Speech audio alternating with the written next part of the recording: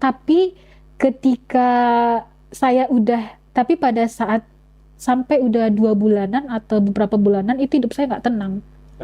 Hidup saya tuh nggak tenang karena saya pengen Muslim, tapi saya nggak tahu kayak mana. Iya, tapi saya juga takut mau melangkah seperti apa.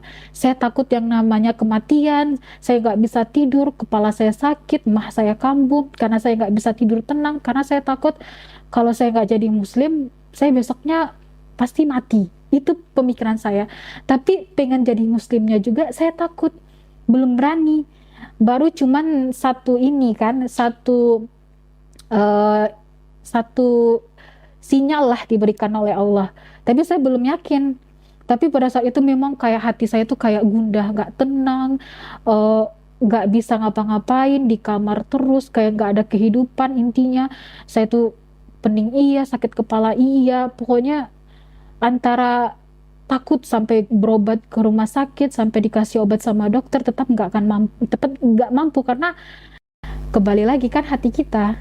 Nah, akhirnya saya termenung, saya masih ingat saya termenung, saya bilang dalam hati saya, Allah, kalau memang agama Islam ini memang benar dan benar, tolong kasih petunjuk untuk kedua kalinya, dan insya Allah saya pasti akan jadi Muslim. Akhirnya singkat ceritanya itu saya pergi ke pelatihan saya naik angkot. Nah, pada saat naik angkotnya itu, di situ juga kejadian kedua kalinya. Hal yang pertama, sampai ibu-ibu yang diangkot itu ngeliatin, nak kamu kenapa? Saya cuma diam bilang enggak. Tapi entah kenapa ada keluar kata-kata tak berhenti. Kiri pak, saya pengen turun. Dan turun saya dari angkot saya nangis. Saya nggak ada malunya lagi di depan orang. Saya bilang dalam hati saya, ya Allah, hamba yakin agama hamba Islam. Hamba yakin hamba Islam. Pada saat itu saya udah ketakutan. Saya bilang, ya Allah, jangan engkau ambil nyawa hamba sebelum hamba jadi Muslim. Jangan engkau ambil nyawa hamba sebelum hamba menyembah kepada engkau, kembali kepada engkau.